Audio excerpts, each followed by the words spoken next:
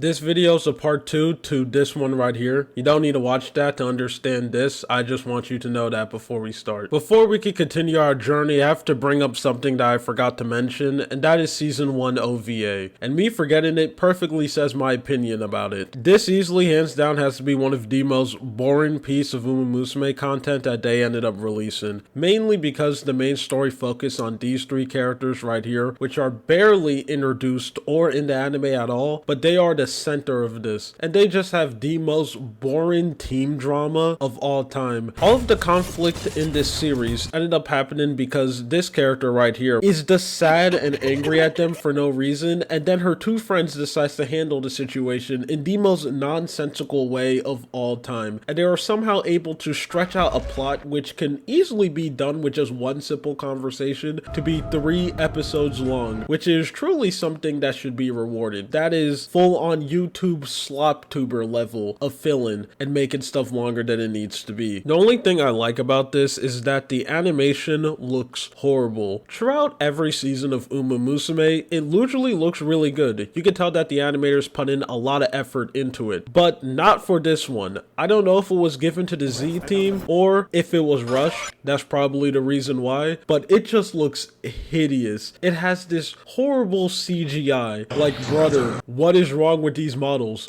Look at them. They're terrible. But my favorite easily has to be this frame right here of Golden Ship and McQueen. Let's just absorb it for a moment. And we also get to see some Uma Musume characters before they are properly characterized, so you get to see them act very weird and strange, like Cafe. Other than that, it's boring, and this is the first Uma Musume L. After the release of the anime in Japan, this franchise was in a weird limbo state. The game was still in development hell, so because of that, the creators had to find other ways to keep Uma Musume relevant so it could stay in the public consciousness. The manga was finished, and the other one wasn't ready to release yet. They started having a bunch of collabs with other anime franchises and real-life brands, and they also ended up posting a bunch of promotional images on every social media site that they're active on, just so you can keep on talking about it and have a little, hey, we still exist. I actually recommend you go to the Uma Musume wiki, the actual good one, click on your favorite character and view the promotional images that they ended up being in. A lot of them are just the characters walking around and doing normal things, going to a carnival, eating some food, and it's very wholesome to see. There's definitely going to be one that you're gonna like, so please go and do that when you're done watching this video completely. Around this period, they also started a mini series called These are a bunch of shorts where the characters walk around and do random stuff. They also used this as a way to introduce a bunch of new characters in the franchise, and it ended up getting turned into an anime around 2020, which is going to be what we're going to talk about next. I don't know if I'm going to put a transition here, so we're just going to see.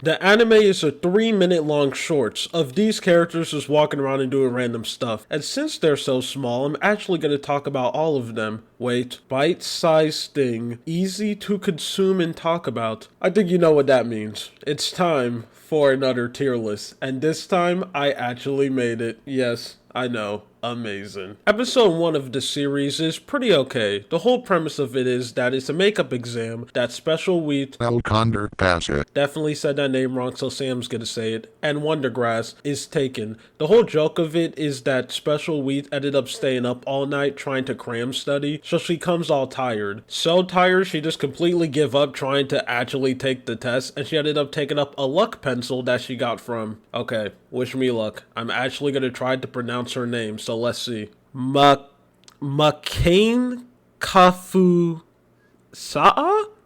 Tell me how good I did. This is the only joke that I ended up doing, and it's actually really good. It's a pretty funny joke, and also the dialogue that she ended up getting from Sudan. It's also really funny and quippy in the good way, not the terrible way. Either way, great way to start off the series, and this is a B. 2 is a very frustrated episode because it's so close to being very funny, and I don't mean like anime funny, I mean just funny compared to other media. But the one joke that they have, they just just going way too much on it, and it just makes it very annoying. The whole premise is that they're showing an ad for the school. You know, one of those things where it's like, our school is so amazing, you should definitely come and show. And Taeho, Airgroove, and Rudolph are commentating over it. The whole bit is that Taeho is just way too much in the ad, and she straight up ruins it. At first, it's pretty funny, as she does small things like keep on looking at the camera and does a peace side. And if they just kept it at that, where she's just consistently staring at the camera and like trying a little bit too hard to show off, it would have been funny. Except they don't do that, and they keep on escalating it over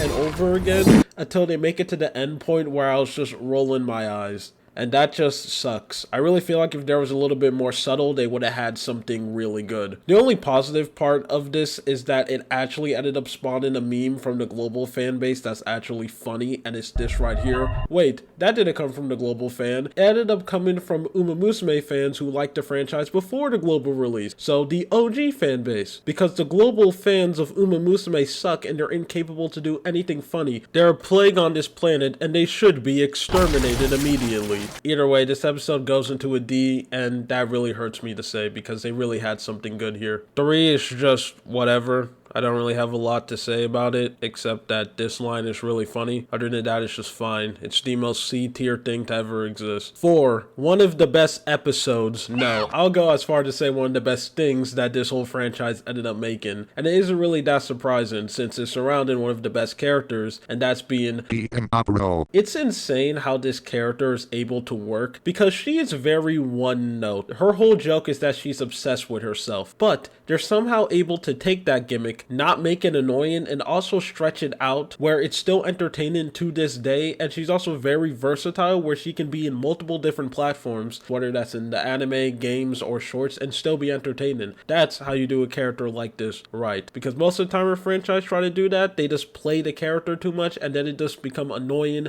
and overused. But her writing a play where the whole purpose of it is just basically self-glazing and saying how amazing she is, it's just charming and it's very entertaining to watch. And also combined with, again, very funny dialogue. The dialogue of this show is very good, and that is shocking because this is an anime and most anime have horrible dialogue. I have to mention this performance right here from this character. I don't care if me playing this get the video blasted and sent to the sea of screams, because this is beautiful and everyone needs to hear this. This episode is a yes. Masterpiece. I don't like episode 5. They do another, let's take an average thing, but we make it a competition with commentary. This time, instead of a makeup exam, it's Eden. They just did the same joke twice and it's getting old really fast. This is a D. Episode 6 just takes a anime and cartoon cliche where it's 3 rich people who doesn't understand how normal people do stuff, and they get into some weird, wacky stuff. This is just a weird bit. I have no idea why so much anime, cartoons, just media in general is obsessed with this. It's just like body swap episodes. I just hate it. It makes me roll my eyes automatically, and I already know what the jokes are going to be, and they're not really that funny. Yes, we all know rich people are out of touch and psychopaths. Like, can we please stop? Move on. Come up with a new cliche. This episode gets a D. 7 is kind of like 3, where it's just 3 characters walking around doing stuff, but I enjoyed this one a little bit more, mainly because I really like 2 of the characters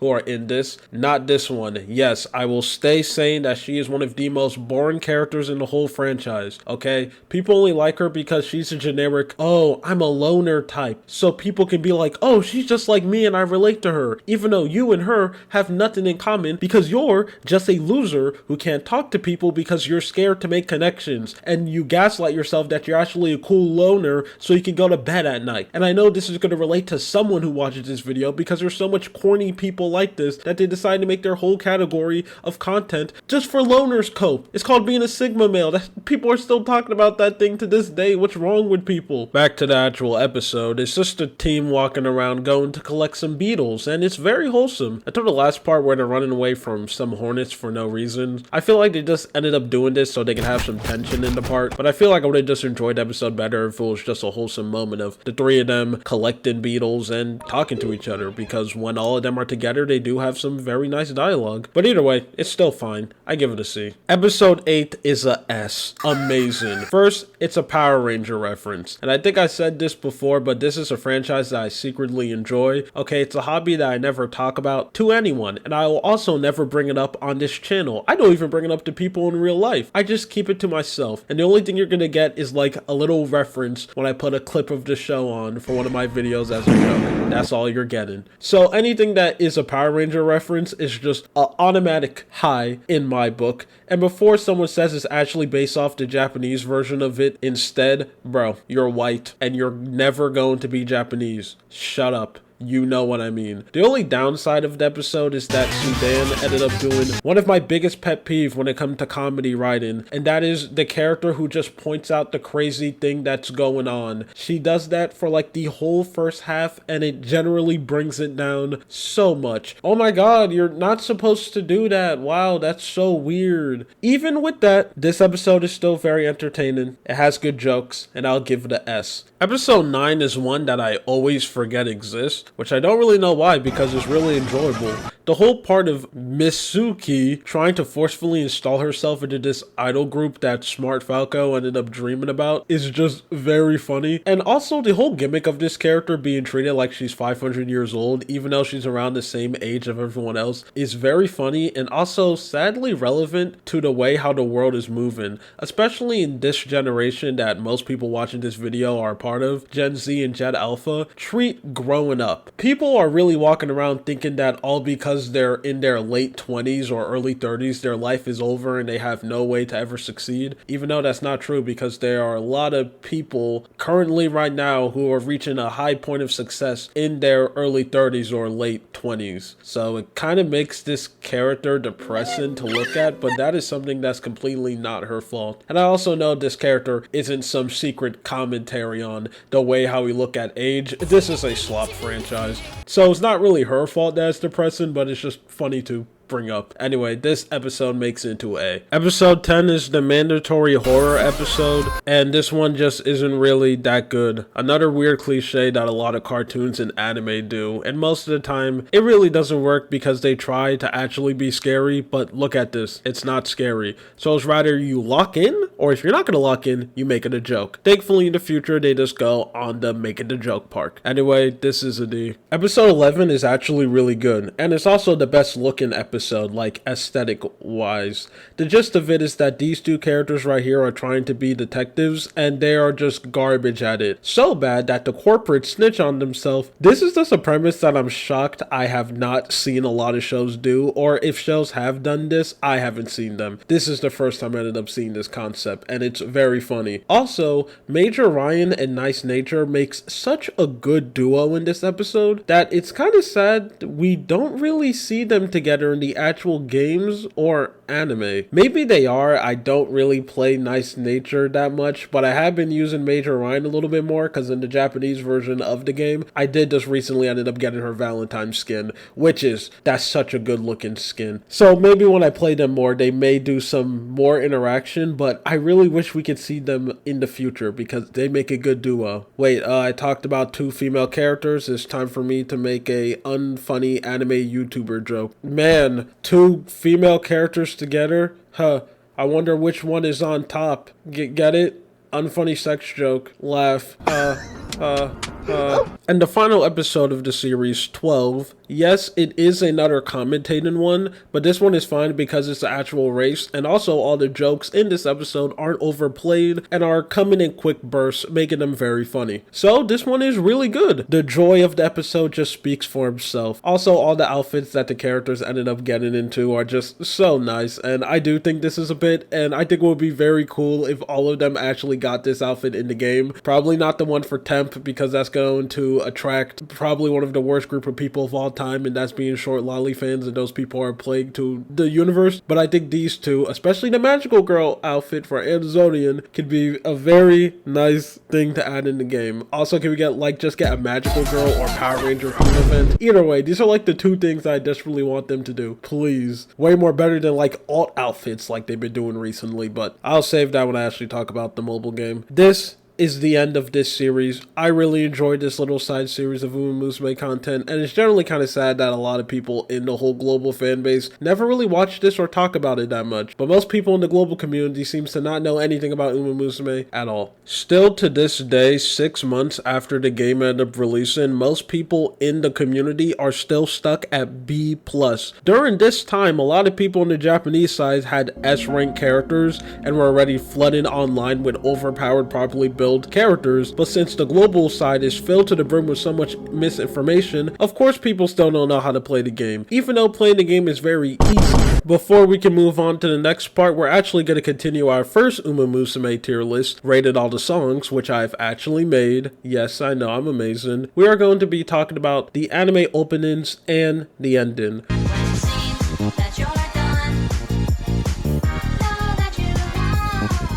Season 1's anime opening make debut. This one automatically goes into S tier, one of the most iconic songs of the series. It is so good. There's a reason why they made every single character in the game sing it. It's catchy, it's memorable, it's very easy to listen to, and also the full version of the song consistently keeps on building up until it reached the ending of it, which is just magical. It could bring a tear to my eyes. Not me though, because I'm physically incapable of crying because of so much repression. But if I could cry, it would make me cry. Amazing. Next we have Season 1 Ending, which is a very underrated song. I don't see a lot of people talk about it because it's also very good. I don't think it's a S tier, but it's a very high A. It's just a nice, upbeat, energetic song, generic J-pop slop I like to call it, and it's amazing. It truly makes you feel the exaggerated swagger of a high school horse girl. I'm never going to be able to replicate that banger line. This song name, which I'm not even going to try to pronounce, I don't even know why I bring them up because I'm pretty sure the only time I ended up saying the name of the song is Make Debut. It's a banger. There's a reason why out of all of these groups of songs, this is the only one that ended up getting an MV in the game. It's amazing. It also lands into the perfect category of J-pop slop with a nice upbeat tone which perfectly matches the energy of the friend group and adds with the fact that it's being very listenable and has a lot of good iconic parts. It lands itself perfectly into S. Ring Ring Ring is a very interesting song. It's a more slowed down pace one, which is something that I really wish this series does more. A lot of the VAs do a very good job in their characters and has shown multiple times that they have the capability to do a lot of different tones and full on different genres of music. So I really wish that as more time goes by they go into this a little bit more, but they really don't. And when a song is a little bit slow paced, it'll always have like a fast paced moment of it. This one is one of the few songs where that doesn't happen and it stays nice and calm for the whole duration of the song. I have no idea what they're saying, even though I can search up the lyrics so I do know what they're saying, but I'm just going to pretend I don't know what they're saying. It makes my ears feel nice. This is a B. And the last one we have is Fallen in Love. This is my least favorite one, which I know me saying that make me sound like a contrarian because I do think this is the most popular one, but I swear I'm not trying to do this on purpose. Okay, it just happens a lot that I don't really like popular things. I just have a difference of opinion. Believe me, I'm not trying to be like cool or anything, but it's okay. The only two benefits of this song is that it's very easy to listen to, and it's a very good background song. But anyway, that's it. The tier list has been updated, and now we can move to the next part of our tale.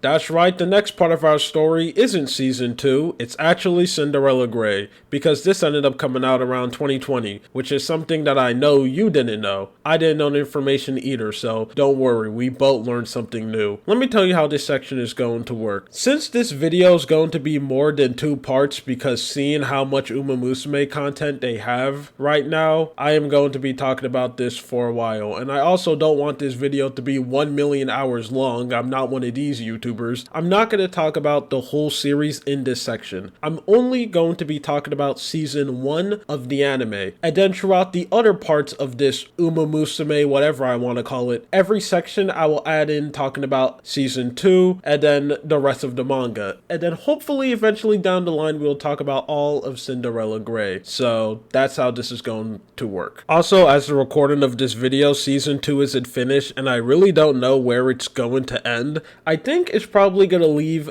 introducing a character which I'm not going to show, but I don't know that, so I just don't want to talk about that now. The anime follows Orgari Cap as she tries to become the #1 best horse girl in Japan, because that's the story of literally every single Uma Musume anime. I want to be #1, but this one has a different tone. It's way more dramatic, but unlike most of the time when this series try to take stuff very seriously, it usually comes off as cringe. This one works. The beginning of the plot is your stereotypical, I'm a person from a small town who has to improve myself so I have a chance to compete with the big leagues. You know, one of those. It also doesn't help that the main character fits in the archetype where she's just good at everything and the only thing that's holding her back from being #1 is that she is born in nowhere middle of. One of those towns so small that literally to see it on the map you have to go and zoom in. Hey, I feel for all you people who were born in places like that, okay? Place so irrelevant that when someone mentioned it, you would get excited in the comment section. Also, in this part, she ended up meeting these characters right here. Now, I want to particularly talk about these 3 people, and I don't care that me adding this in is going to completely ruin the case of this, because I have to bring up these people, and this is the only chance I'm going to get, so let me have this.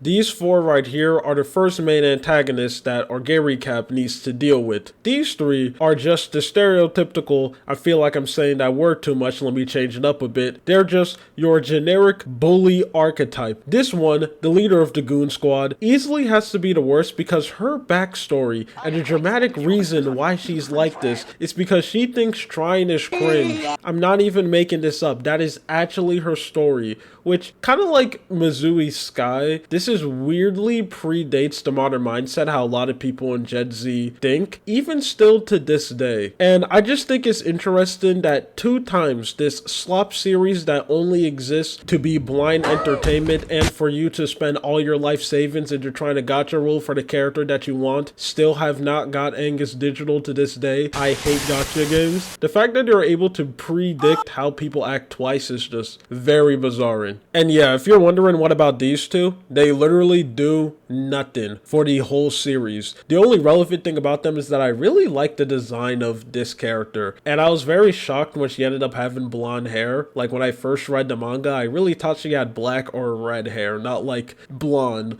but it still looks really good. All of the schemes that they try to pull off fail. Orgari Cap is just unable to be bullied, mainly because of the way how she acts and her personality, plus she's also very skilled, so it's not like you're going to be able to try to do any of these tricks on her. She's still going to win the race either way because she puts in effort and train a lot, unlike these bums. When they are defeated, they somehow loop around becoming the main character's friends and just get completely forgot out of the story and turned into super fans, which means they are still losers. The only thing that they did is change archetype to be in bottom of the barrel bully to a straight up super fan stan. Loser material, full on bums. You know, these 3 characters really teach you an important lesson about people in this world, and that is, some people just come out of the womb losers and they will spend their whole life being losers, unable to improve because they're just sorry ass waste of space. As the UKians will say,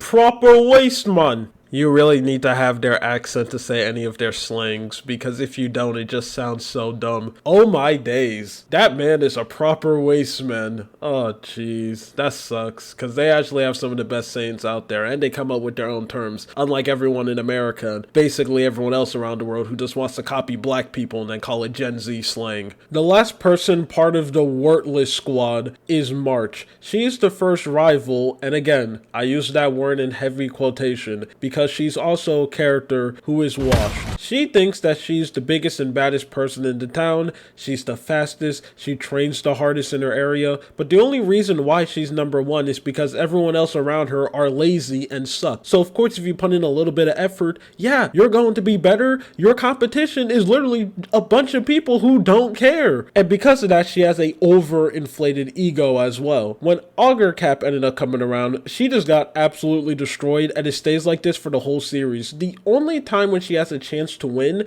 is when Cap intentionally wants to lose the match. And when she actually started putting in effort and lock in because she realized losing the match on purpose is dumb, she just got washed. She's garbage. And the crazy part is about her, before I say this is a spoiler for the future in the manga, so if you don't want to hear this, skip to this section right here. After this whole arc, she's teased up that she's going to make a comeback. And later on in the series, she's going to be an actual antagonist, a threat that the main character and everyone else is going to have to deal with. An unstoppable monster who honed all of her skills and became strong. Basically Vegeta if he wasn't washed. She even ended up getting a whole chapter based on her, and that chapter ended up being adapted to the first episode of season 2. And all of this buildup goes nowhere because she does come back just to get destroyed again, and then basically becomes a background character for the rest of the series. So I have no idea why they wasted all their time to do this buildup when it literally just goes to nothing. And this is very depressing because she's one of the manga exclusive characters that I really do enjoy, and I wish we could see her more and she's actually relevant in the story. That would be really nice. And also, if you're gonna add any of these characters in the mobile game,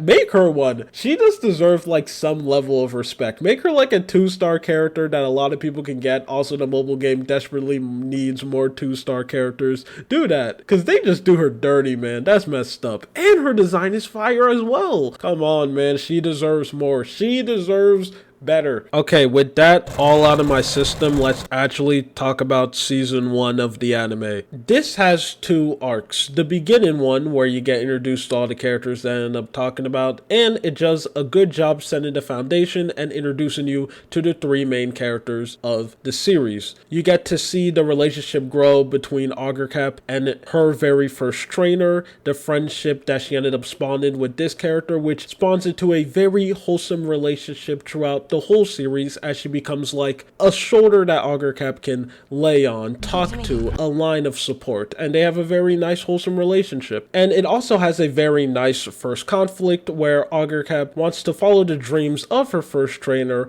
but since she's so good, amazing, overpowered, basically good at everything, they want her to compete at the mainland Japan. That's where the whole purposely losing a race against this loser ended up coming in. It's a basic beginning, but it does everything you need to introduce you to this variation of Uma Musume, the characters, and set the foundation on what's coming up. And it perfectly leads into the next arc, which is when they actually go to this school. I know it has a name, I'm forgotten it, but basically the school where everything happens in the series. When the second half of the story starts, it completely changes the pace of the show to be really fast, but it somehow works. You get introduced to a bunch of characters that are barely developed. Yeah, they are developed more in the future, but currently right now they're basically just nothing background characters. And then you also get to see this hilarious scene when they go and talk to Rudolph. I just have one question about this. Rudolph ended up saying this: if it's this rare to get into the school, how in the world did this girl make it in?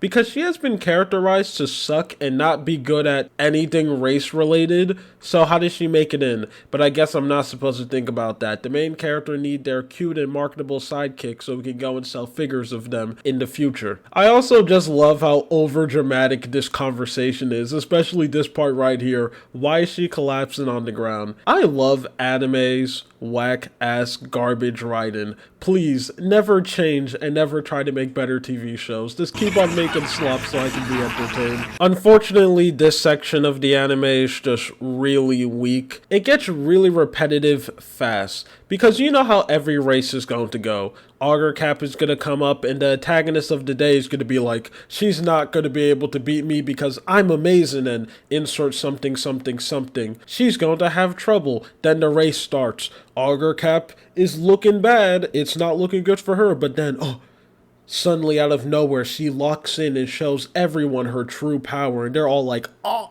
oh, oh, oh, oh, oh. How is she so powerful and strong? Oh. That whole song and dance doesn't change until the end of the series when this character gets introduced, which is also someone who's all over the marketing of the show and in the opening, multiple title cards in between ad breaks and the ending, but she doesn't do anything for like the whole first season. But I get it, you gotta show the marketable character that everyone knows. And that's just very sad. When the series does move on, this repetitiveness does end, but just me seeing it in the beginning is so frustrating and it kind of makes it a drag to watch. Either way, I still do enjoy Cinderella Gray and I think it is one of the best pieces of Uma Musume content out there, and I just can't wait when I can talk about the later parts of the series so I can have more things to bring up, because stuff actually happened.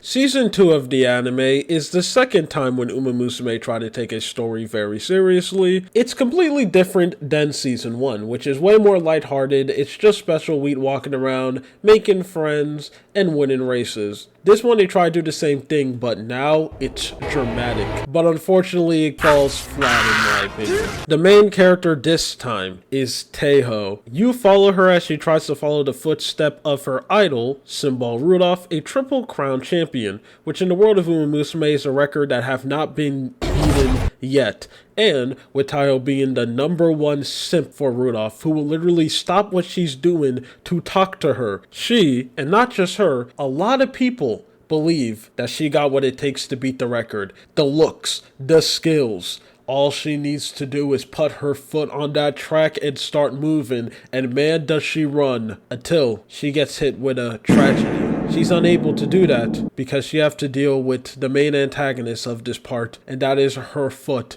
because she consistently keeps on breaking her legs over and over again. That's the whole premise and arc that she has to go through. Keep on moving forward and never giving up hope, even though the world is against her, because every single time when stuff is looking good, that leg just explodes again. But wait, that's not all we have in store. This story follows the side protagonist being McQueen. This is the first time Uma Musume ended up introducing the concept of having multiple main characters. Wait, that was just a lie. Sudan was literally the secondary maid protagonist of Season 1. Actually, no, she wasn't. She was a side character that was closely attached to Special Wheat. So what I said is true. This one, it's marketed where it's a story for both of them, where Season 1 is a story focused on Special Wheat. So what I'm saying is correct, so I just corrected myself. I'm smart. McQueen's side of the story is just okay. It is nice that she does get to meet her own cast of characters, but other than that, this starts a problem that just gets worse as the series go by, and that is having a very underdeveloped side character. Because in the future stuff where we're going to talk about, you have side characters in the marketing and they literally do basically nothing throughout the whole series. At least McQueen kind of does something and has a little arc with Rice Shower. Also, this season continues to expand the world and you get introduced to multiple characters. The most important one is being these four right here. They're framed to be a rival team to Team Spice, even though they kind of completely suck because they are based off horses that were never able to win a G1 race. And it is nice that they kind of replicate that in the anime where they hype themselves up where they're rivals to the main team, even though they literally have nothing compared to them because the main team is filled with a bunch of horses that actually win races in real life and also in the anime. A lot of them have crazy records. You just don't get to see their races. Man, it'll be real nice if characters like Scarlet and Vodka actually did something instead of just stand around. We hear that they win races off screen. I would really like to go and see them, but you know, I guess not. I guess I'm just asking for way too much. The main reason why I think this anime is just so boring to watch is this really shows the problem with the Uma Musume formula, I like to call it, where they kind of just repeat the same scenario over and over again. At the beginning, the main character is upbeat, jumpy, getting ready to win a race. It's going to be amazing. And then, oh no, they hit some kind of roadblock. They're extremely depressed. They don't know what to do. They lose their way. But a friend or a rival helped to put them back to 100%. And they come back stronger than they even are before. But then they get hit with another roadblock. But this one, that's the last push they need. And they're ready to break through everything. They train. And then the last race ended up coming where they fight against insert the main antagonist at the time, and it's amazing. Dramatic finish, generic cool looking animation. Look at these amazing shots. Is the character going to win? You're somehow on the edge of your seat even though you know it's going to win. Oh my god, they ended up winning. This is amazing. This is the best piece of media to ever exist. It's peak. You're celebrating with them, and then you get to see them dance on their opponent, which is a crazy concept to think about, as you absolutely got destroyed in a race and now you have to go and dance with that person next to them. And then boom, the season ends. Season 2 starts this formula and they just continue to do it and it never stops, making me look back at this season not with joy that I had when I first ended up watching it, just with apathy. Anyway, thank you for watching part 2 of this Uma Musume series. I'm going to try to work on part 3 automatically. I kind of want to finish this because I want to think about Uma Musume less, and I also have other videos that I want to go and make. Thank you for watching this. See you at the next part. Goodbye.